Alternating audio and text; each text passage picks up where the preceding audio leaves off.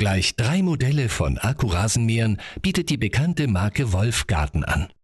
Auskunft über die Schnittbreite in Zentimeter geben die letzten beiden Zahlen in der Typenbezeichnung.